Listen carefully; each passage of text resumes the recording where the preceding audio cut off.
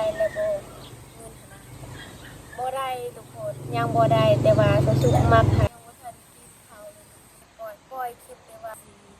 ซื้อสบู่สิอาบน้ำทุกคนก็ยังบ่มีนะเพราะว่าสุกก็บ่มีเงินคือกันค่ะซื้อยังคิดว่าสุกอยากนะความจริงสุกก็บ่มีเงินบ่แม่นว่าสุกประหยัดได้กับเรื่องที่ว่าสุกอธิบายให้อีกสิทุกคนฟังเพราะว่าพวกเขาคิดว่าสุกมีเงินดี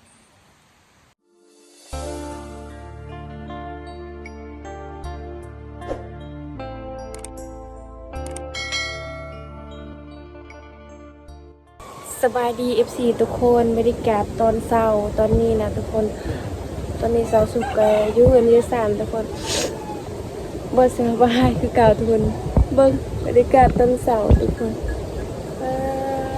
ตอนนี้ก็ประมาณ6 โมงนี่เช้าสุกเนี่ยกำลังซวยข้าวทุกคนเห็นบ่บรรยากาศตอนเช้าแต่ว่าเนี่ยเช้าสุกกะเฮ็ดนึ่งข้าวมันก็สะอาดทุกคนลงเพิ่นก็เอาให้เอาส่วนแล้วแต่ว่ามื้อนี้เช้าสุกก็บ่ได้เอาให้ทุกคนนี่ก็คือเพื่อนเช้าสุกก็ประมาณนี้ทุกคนบ่มีเท่าไหร่เพื่อนก็น้อยๆบางคนก็เพื่อนเช้าสุกก็น้อยนี่ทุกคนทุกคนบรรยากาศตอนเช้าสุกก็อาบน้ำให้ทุกคนเพราะว่าเช้าสุกก็เดือดกันให้สุกก็อยากคิดแต่ว่าตอนเช้าสุกมันก็บ่งามสุกเวลาสุกเว้าแล้วมันก็บางเทื่อก็บ่ได้ยินเสียงบางเทื่อก็ได้ยินเสียงสุกเว้ากับมันก็แฮงคือกันแหละก็เพิ่นว่าอยากเบิ่งดูคลิปสุกนะแต่ว่าเสียงมันก็บ่ค่อยชัดนะเวลาสุกอธิบายนะก็บ่ได้บางเทื่อก็บ่ได้ยินเลยบางเทื่อก็ได้ยินเลยสุกก็สิเฮ็ดแนวใดคือกันอยากให้ FC ทุกคนได้ยินเสียงสุกก็ดีใจเลยเพราะว่าตอนเช้าสุกมันก็สิตกน้ำเลยเลยว่ามันก็บ่งามคือสุกก็ประมาณนี้ทุกคนถ้าสุกก็บ่อยากอยู่เฮือนนั่นน่ะเพราะว่าตอนเช้าตอนนี้นะนี่เห็นบ่ทุกคนเพื่อนสุกก็น้อยๆทุกคนสุกก็สิอยู่ตารางเฮ็ดว่าต้นเช้านี่เห็นบ่สุกจุดหนึ่งที่มีสัญญาณทุกคนคันสุกบ่ได้อยู่นี่แล้วก็อยู่คันสุกบ่ได้อยู่จุดนี้แล้วก็สุกก็ไปอยู่แคมป์เซลนองมีเดสสองที่นี่แหละทุกคนที่มีสัญญาณสุกมากโทรศัพท์ก็เพราะว่าบางคนก็ว่าเป็นหยังเนาะเวลาตอบแชทสุกมันก็ช้าแน่บางเทื่อก็บ่ตอบเลยเพราะว่าบ้านสุกนะคะบ่มีสัญญาณทุกคนสัญญาณมันยากอะนะก็เลยว่าบางเทื่อก็ลิ้นบางเทื่อก็บ่ได้ลิ้นนะทุกคน FC ทุกคนว่าคิดว่าสุกก็บ่มักตอบอยากตอบสินะแต่ว่าความจริงบ้านสุกก็สัญญาณมันก็บ่มีบางเทื่อมันก็แฮงบ่จุดนี้ที่มีสัญญาณก็สุกก็มักอยู่เพราะว่าตอนเช้าตอนต้นกันเวลาเขาเล่นนั่นน่ะเล่นแบบคนเดียวมันก็ย้านนะทุกคนนี่นะคันว่ามีหมู่ก็บ่ได้ย้านปานใดทุกคนค่ะบ่มีหมู่น่ะก็ย้านสำหรับสุกก็ย้านนี่แหละทุกคนแต่ว่าจำเป็นนะก็เลยว่ามาลิ้นอยู่นี่แหละเพิ่นก็ว่าเป็นหยังเวลาตอนเสร็จสุกคณะสุกก็สิปล่อยคลิปน่ะสิปล่อยคลิปก็ยังบ่ได้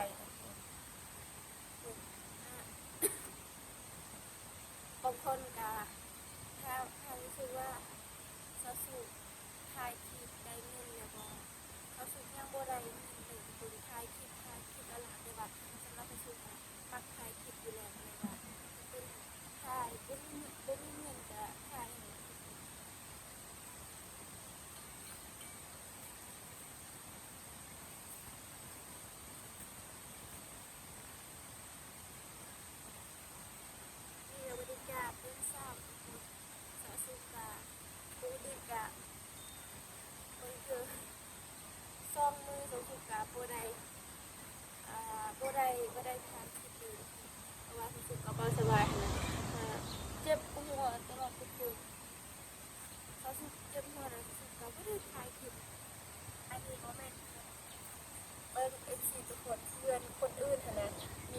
พื่อนง่ายๆแต่ว่า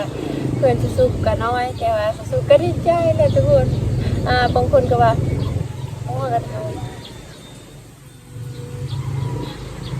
FC หลายๆคนมาเลยที่สุกขึ้นว่าบางคนก็ว่าเจ้าถ่ายคลิปได้แล้วบ่เงินหั้นนะบ่ได้ทุกคนยังบ่ได้แต่ว่าสุกมักถ่ายก็ถ่ายอยู่แล้วแต่ว่าบางคนแต่ว่ามี FC หลายๆคนหั้นนะมี FC หลายๆคนก็ปลอบใจสุกกำลังใจสุกก็อ่า ดีใจแล้วทุกคนที่ว่าเอฟซีหลายๆคนนะที่กำลังใจถ้าว่ามีเอฟซีหลายๆคนจะสู้กับคงจะบ่ได้เห็นทีมเลยทุกคนเอฟซีหลายๆคนที่มาเบิ่งคลิปสุดก็ดีใจภูมิใจเพราะว่า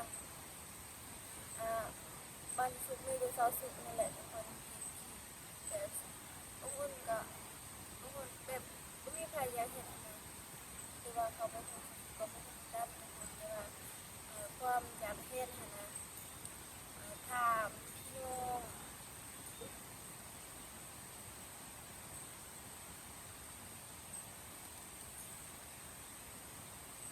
ก็เนี่ยซอสุกะ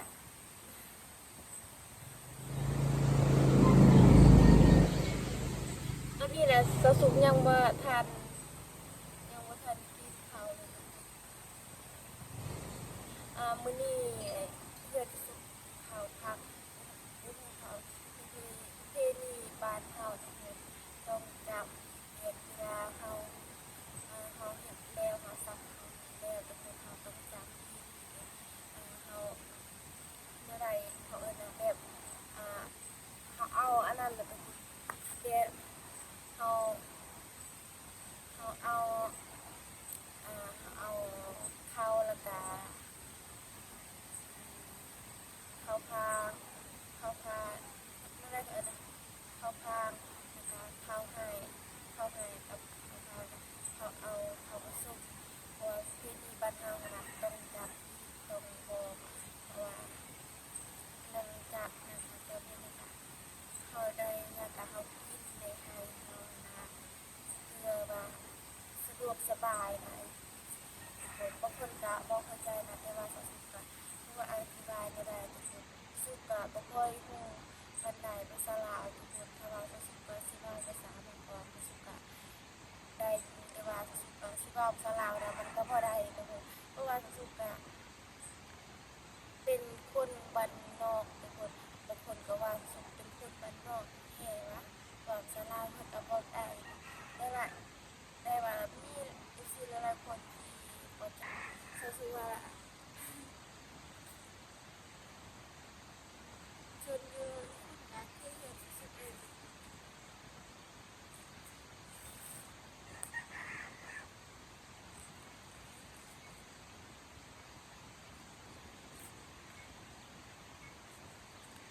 สุดๆกะบางคนก็ว่าสุดๆเป็นยังเนาะเจ้าคือว่าสบายที่ซอสุกะบ่สบายทุกคนแต่ว่ามี14หลายๆคนที่กำลังใจสุดๆก็หายแล้วทุกคนสุกะอยากเฮ็ดให้คลิปอยากปล่อยคลิปทุกวันทุกมื้อเลยทุกคนแต่ว่าสุกะบ่ได้ปล่อยคลิปบ่ได้ปล่อยคลิปแต่ว่าปล่อยคลิปเป็นคลิปเดียวทุกคนเพราะว่าบางเทื่อสุกะบ่สบาย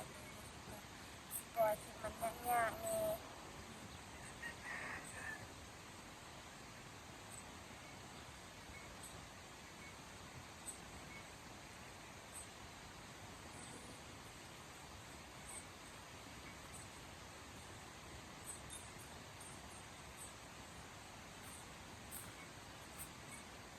สุกะบ่มีหมู่มาลิ้นน้ำกะเหงาคือกันเพราะว่าสุกบ่ได้เหงาบ่มีอยู่คนเดียวหั่นน่ะ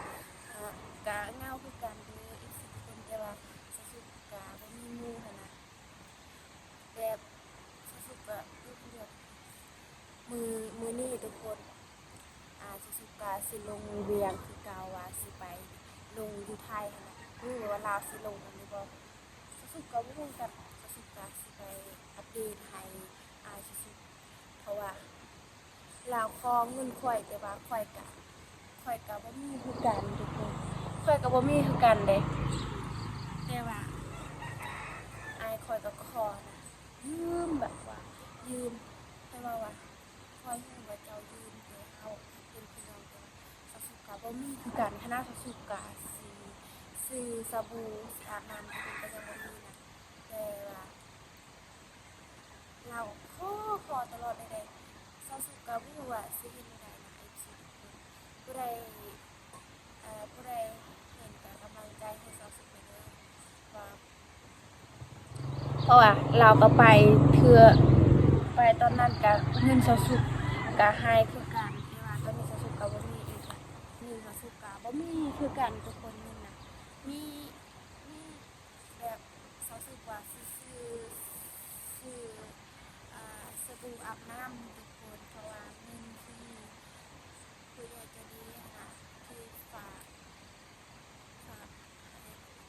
แต่ว่ามันก็ว่าอะไรประมาณ200,000กีบแต่ว่าสุกว่าสิเก็บแต่ว่ามืออายสุกพอแต่ว่านะแต่ว่าเราอยากได้นะมันก็หลายแต่ว่าสุกก็บ่มีเงินคือกันทุกคนสุกก็สิเอาเงินไปใส่เพราะว่าสุกเป็นผู้หญิงนะหาเงินบ่เป็นทุกคนหาเงินบ่เป็นเลยแต่อายสุกก็ขอว่าน้องมื้ออื่นข่อยสิลงเรียนเด้อข่อยว่าสิเฮ็ดงานอยู่ไทยหั้นนะขอเงินเลยเด้อคันมีเงินน่ะก็ขอเด้อเพราะว่าเขาบ่มีเงินสิจ่ายรถหั้นนะข่อยก็ตอบแล้วข่อยบ่มีเงินคือกันเด้อเราก็ว่าซอยแหน่ตอนนี้น่ะบ่มีเด้ข่อยก็บ่มีคือกันนะใครอยากให้สอสุให้นั่นก็กำลังใจหน่อยเด้อเพราะว่าสอสุก็บ่มีคือกันเงินน่ะ เป็นผู้หญิงคนหนึ่งว่าหาเงินบ่เป็นเลยทุกคนครอบครัวที่จนนะยากจนทุกคนแต่ว่าพี่น้องอายสุดๆนะลาวก็ตอนนั้นก็มีอยู่เงินนะพ่อแม่สุดๆก็ให้ลาวเบิดเงินนะบ่ได้บ่มีไผใช้แต่ว่าลาวก็รู้ว่าลาวก็คิดฮอดบ้านลาวก็เมื่อน่ะ บอกเมื่อกันยังว่าทันลงอยู่ไทยนะอยู่ประมาณ2 อาทิตย์3 อาทิตย์กับเมื่อบาทอีกเมื่อกันตอนนี้ก็บ่มีเงินสีลงอีกแต่ว่าสสุกับบ่รู้ว่าสิเฮ็ดจั่งใดคือมาเข้ามาสสุกะแบบได้เงินน่ะหาเงินเก่งสสุกะซ้ำนี่น่ะสสุกะสิให้ได้ซอยได้เพราะว่าเป็นพี่น้องกันนี่เป็นอายแท้ๆกับคนโน่นว่าสิเฮ็ดจั่งใดลาวก็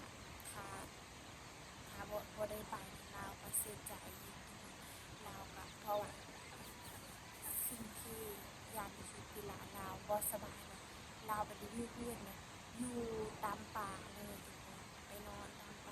ป่าสาทุกคนสุดก็ยากคือกันนะทุกคนก็เลยว่าความรู้สึกก็คือกันเพราะว่าลาวอยู่เรือนน่ะบ่สบายแต่ว่าคือสุดนั่นแหละคันอยู่เรือนน่ะบ่สบายแต่ว่าคันนอกจากบ้านนะมันก็รู้สึกดีขึ้นเลยบอกกับแม่สุก็ปล่อยให้ลาวไปเฮ็ดเวียกถ้าว่าสบายใจก็เฮ็ดถ้าบ่สบายก็ให้ลาวกลับซะแบบเฮ็ดตามความเป็นห่วงความหักแท้นะตอนนี้น่ะอีกสิทุกคนอาจจะสุดก็อยู่เหงาๆนะเขาเสร็จเซาสุดในคืนนี้นะว่าน้องขอเงินเลยเด้อค่อยว่าเจ้าจะสิไปเฮ็ดหยังนี่ค่อยว่ามื้ออื่นน่ะค่อยลงเรียนแล้วนี้ขอได้เด้อเงินน่ะข้อยก็ตอบว่าข้อยบ่มีเงินคือกันเด้มันก็เศร้าเลย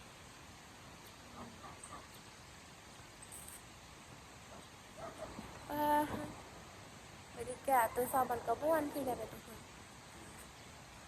แต่ว่ามื้อนี้อาจจะสุกาสิลงเรียนแต่ว่าบ่มีเงินหั่นน่ะทุกคนมันก็อยู่เศร้าๆแต่ว่าบ่มีเงินก็บ่ต้องลงก็ได้ลงไปก็ได้เอ้าคันข้อยบ่ไปหั่นน่ะข้อยคงสิตายแล้วโอ้ทุกคนเลยเส้นบ่ได้เนาะคนที่บ่มีเงินหั่นน่ะแต่ว่าไปเฮ็ดอันนั้นอยากไปเฮ็ดอันนี้หาความจริงเงินจักดีถ้าว่ามีเงิน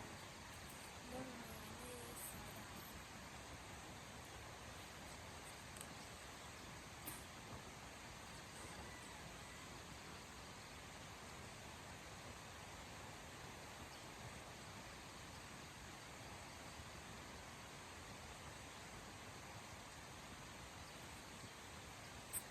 รู้สึกว่ายังพอเบิ่งซื่อๆนะคะอัปเดตให้อีกสิทุกคนซื่อๆนะ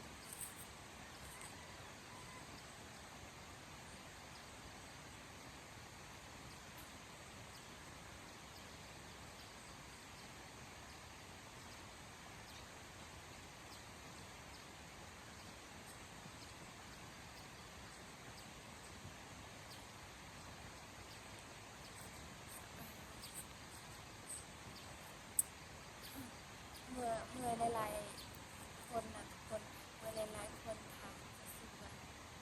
เป็นยังเจ้านะป๊าดเมื่อคืนนี้นะอีกสิทุกคนเมื่อคืนนี้นะมีหลายๆคนที่ว่ายืมเงินสอสุขนะเป็นพี่น้องสอสุขเองลาวอ่ะสิไปเฮ็ดเวียกอยู่เวียงจันทน์สิลงเวียงแต่ว่าคันมีเงินกะสิคืนให้อ่าบ่พอยังไงพอแต่300,000กีบทุกคนก็ประมาณ500เนี่ยอ่าแต่ว่าสอสุขก็ปฏิเสธเบิดเพราะว่าสอสุขก็บ่มีเงินคือกันค่ะแต่ว่าเอ่อขอร้องนะสาวสุขสวยแหน่ขอเงินแหน่ติข้อยบอกเอ้าแล้วเจ้าเห็นว่าข้อยมีเงินหวะ ข้อยก็บ่มีคือกันคันว่าข้อยมีข้อยก็ให้ดอกข้อยก็ให้ยืมแต่ว่าขนาดข้อยสิซื้อสบู่จะเบิ่งในกระตาข้อย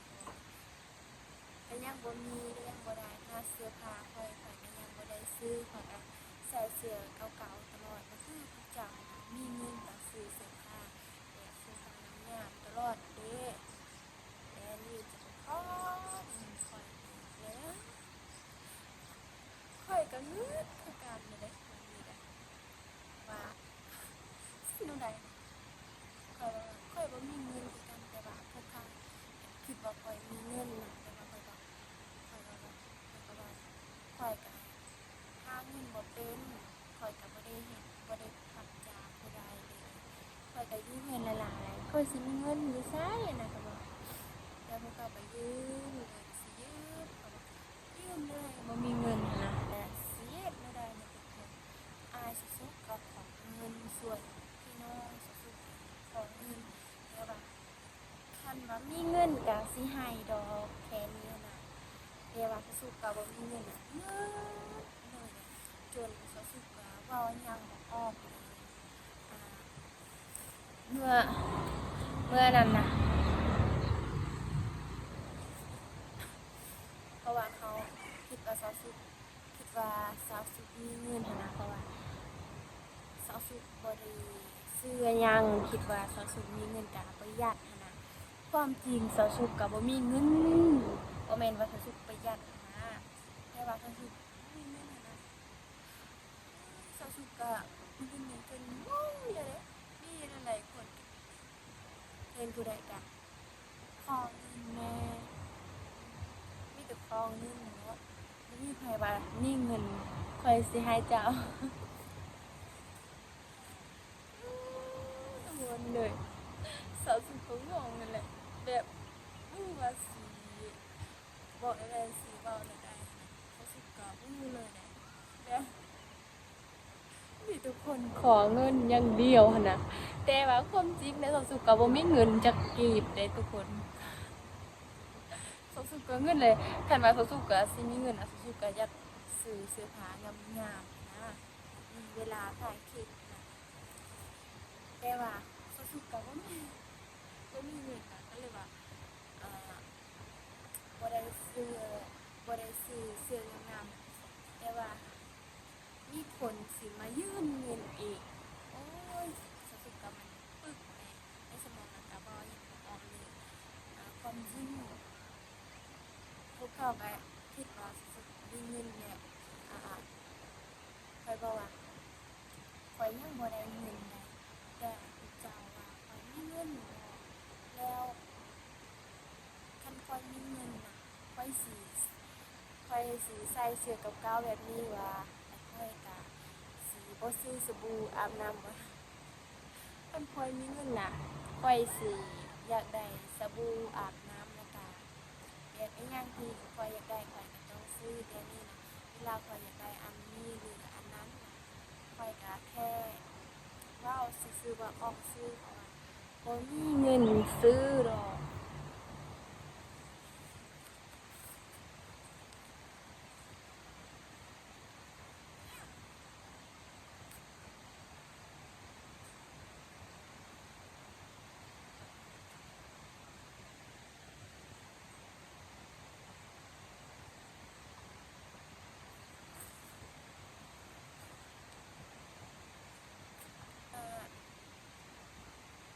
FC หลายๆคนว่าคิดแนวใดเกี่ยวกับเรื่องที่ว่าสอสุอธิบายให้ FC ทุกคนฟังเพราะว่าพวกเขาคิดว่าสอสุมีเงินดีสอสุก็มีสอสุก็บ่มีเงินเขาก็เลยเขาก็ว่ามันก็คือกันมันก็คือเนาะสอสุบ่เคยออกนอกเคยซื้อเสื้องามๆเด้ปีนี้สอสุก็บ่ได้ซื้อเลยเด้สอสุก็บ่ได้ซื้อเลยเสื้อใหม่หรือว่าเสื้อแบบภูเขาอ่าภูเขาน่ะก็ของเงินข้อยแต่ว่าเสื้อผ้าใหม่ๆๆๆซื้อตลอดเลยทุกวันทุกมื้อนี่ล่ะอ่าสองสามมื้อก็ได้เสื้องามได้เสื้อใหม่อยากใส่เสื้อใหม่ๆแต่ว่าซอสุที่ว่าเขาบอกว่ามีเงินน่ะเสื้อก็บ่มีแต่ละสบู่สิอาบน้ำก็ยังบ่มียังบ่ได้ซ้ำเพิ่นว่าข้อยว่าอ้าวสิมาขอคิดข้อยสิมาขอเงินพวกเจ้าเดี๋ยวพวกเจ้าขอเงินข้อยอีก ข้อยว่าพวกเจ้ามีผู้บ่าวก็ขอเงินนำผู้บ่าวตั่วข้อยก็บ่มีผู้บ่าวข้อยก็สิขอเงินไปไสข้อยก็หาเงินบ่เป็นพวกเขาก็อาจสิไปเฮ็ดงานตลอดเวลามื้อก็ยังไปอีกบ่มีเงินก็สิไปอีกแต่ว่าความจริงก็สุดเป็นที่ผู้หญิงที่เป็นคนบ้านนอกนะคนหนึ่งที่ว่าบ่เคยไปเฮ็ดบ่เคยรับจ้างผู้ใดเลยนะตั้งแต่สาวสุเกิดมาเนี่ยบ่เคยรับจ้างผู้ใดถึงว่าสาวสุก็สิทุกข์แต่ว่าแบบสาวสุเวลาสิไปรับจ้างคนอื่นน่ะเวลาสิออกหรือว่าบ้านสาวสุน่ะเวลามีคนจ้างเขาก็ออกเสื้องานหรือว่าเราไปสัมภาระนั่นอันนี้น่ะสาวสุบ่เคยเวลาสาวสุสิออกให้คนอื่นน่ะมันเจ็บหัวมันเจ็บหัวมันเจ็บในหัวสาวสุมันบ่สบายก็เลยว่าสาวสุก็บ่ได้ไปสิพอได้สาวสุบ่ได้เงินนั้น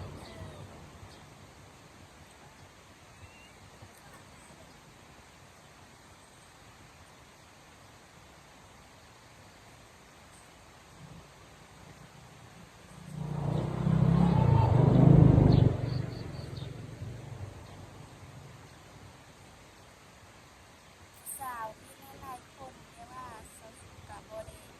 อัปบ่ได้เพิ่นบ่ได้อัปเดตให้เพราะว่าบ่มีไผสิเข้าของสาวสุเพราะว่าเขาอ่า บ่อยากเข้าในคลิปนะประม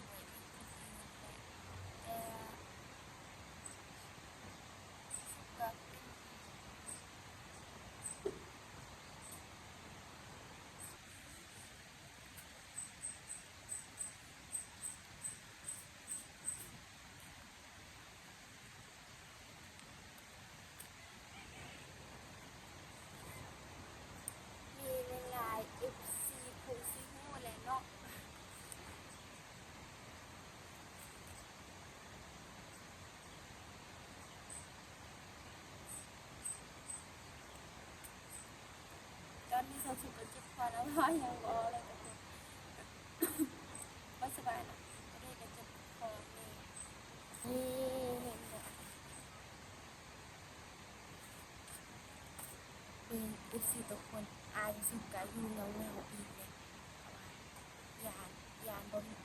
ได้ลงจากบ่ได้ลงอยู่เรื่องหั่นน่ะติดพอบางคนก็ว่าFC หลายๆคนว่าบ่มักเบิ่งอยู่คลิปสาวสุขแต่ว่าเวลาสาวสุขว่ามันก็คอยบางเทื่อก็บ่ได้ยินอืมเพราะว่าสาวสุขเว้ามันก็แฮงคือกันถ้าว่าเฮาอยู่ใกล้ๆแบบนี้มันก็ได้ยินเสียงแต่ว่าเฮาอยู่ใกล้ๆมันอยู่ใกล้กับโทรศัพท์นะมันก็บ่ได้ค่อยได้ยินเพราะว่าโทรศัพท์สาวสุขอะนะบางเทื่อก็มันได้ยินนะเพราะว่ามันก็สิแพร่เร็วทุกคนเพราะว่า ตอนเซาซื้อโทรศัพท์นะเฮ็ดตกในน้ำนะทุกคนเทื่อนึงแล้วก็เลยว่ามันเฮ็ดแบบนี้แต่ว่าคันว่ามีเงินอยากได้กองคือการเลยทุกคนอยากเพราะว่าจะสุดมาถ่ายคลิปก็เลยว่าอยากได้แต่ว่า